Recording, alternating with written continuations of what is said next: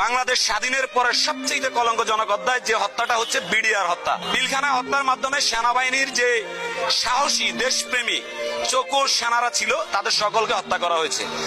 সেই হত্যার মধ্য দিয়ে শুরু হয় একনায়কতন্ত্র কায়েমের যে নীল নকশা, তার প্রথম বাস্তবায়িত হচ্ছে। এক নাম্বার হচ্ছে এটা।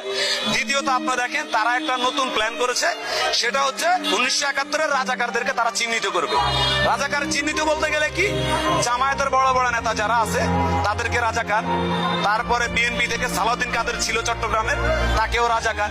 এভাবে তারা একটা রাজাকারের নাটক তৈরি করছে, যেই নাটকের মধ্যে দিয়ে রাজাকারের নামে আন্তর্জাতিক অপরাধ ট্রাইব্যুনাল করে তারা ফাঁসি দেয় বাংলাদেশের অসংখ্য সিনিয়র রাজনীতিবিদ দেশপ্রেমিকদেরকে। তাদের পরিকল্পনা হচ্ছে 2018 সালে যে নির্বাচন হয়েছে সেই নির্বাচনে তারা ক্ষমতায় যাবে, যার কারণে তারা তার এক বছর আগে দেশনেত্রী বেগম খালেদা জিয়াকে তারা একটা অন্যায় মিথ্যা বানোয়াট মামলার মাধ্যমে তারা বন্দী করে।